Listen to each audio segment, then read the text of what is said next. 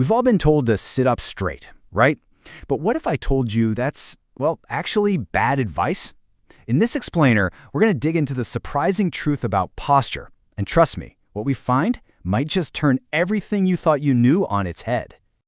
Ah, yes, sit up straight. You've heard it a million times. I've heard it a million times.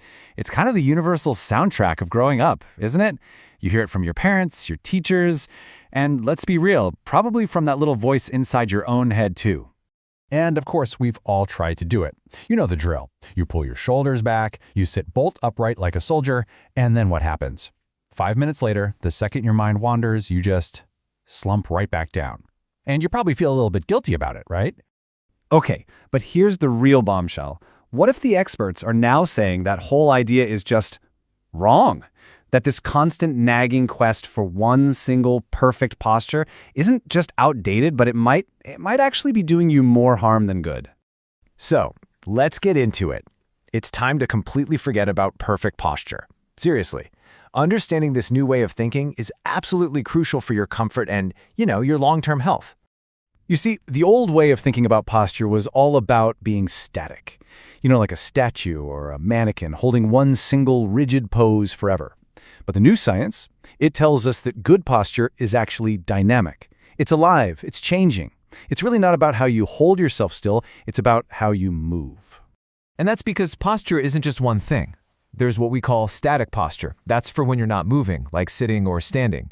And then there's dynamic posture. That's for when you're on the go, walking, bending, all that stuff. Both are super important, and the real secret, the big takeaway, is to constantly be switching between different positions. And that leads us to the new golden rule. And this is so important. Stillness is the enemy. It's not about slouching. The real problem is staying locked in any single position for too long, even a supposedly perfect one. That's what's causing all the issues. Okay, so if perfect posture is a myth, does that just mean we can all give up and slouch on the couch all day? Well, not exactly. There's a really good reason we still need to pay attention to how we carry ourselves.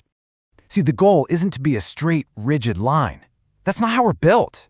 Your spine has these 3 beautiful natural curves that create a gentle S shape. And that's what we want to support.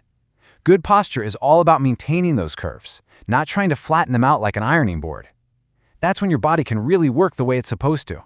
Because when that alignment is off for too long, well, the consequences can get pretty serious. We're talking about actually wearing away your spine, which can lead to neck, shoulder, and back pain. It can decrease your flexibility, mess with how your joints move.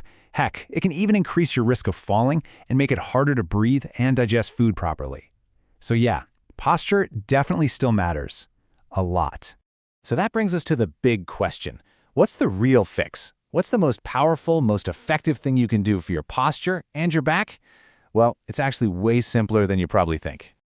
The key takeaway is this: movement is medicine. It's just that simple. Like this physical therapist says, no posture, I repeat, no posture is good if you stay in it for too long. You could have the most expensive ergonomic chair in the entire world, but it won't do you a bit of good if you never get up out of it.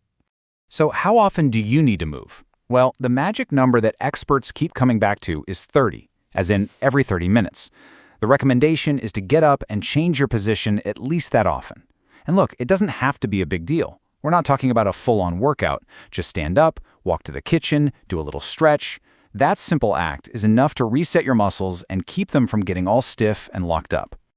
All right, so moving often is step 1.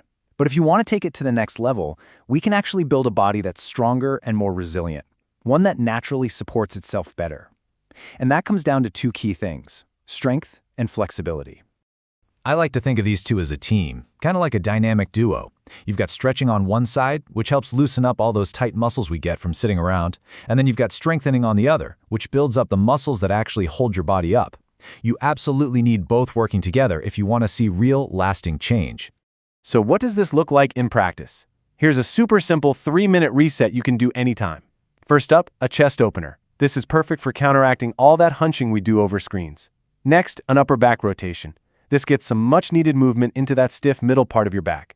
And finally, a glute bridge. This is awesome for waking up those big muscles that support your lower back.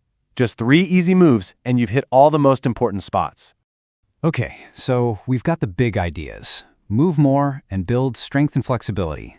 Now let's talk about how to bring this into your everyday life with some simple little check-ins you can do all day long. Now, remember, these aren't strict, rigid rules. Think of them more like gentle, helpful reminders. So when you're sitting, just check in. Are your feet flat on the floor? Is your back supported? When you're standing, do you feel balanced with your weight on the balls of your feet? And even when you're sleeping, you can use a pillow to help keep your spine in a more neutral, comfortable line. The key here is awareness, not perfection. And finally, let's zoom out for a second, because this is fascinating. Posture isn't just a physical thing. It's also deeply connected to our minds. I mean, think about it, right? When you feel stressed or anxious, what happens? You kind of hunch over, you tense up. But when you feel confident, you stand taller. Our emotions literally show up in how we hold our bodies.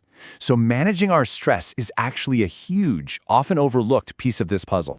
So let's wrap this all up by changing the question we ask ourselves.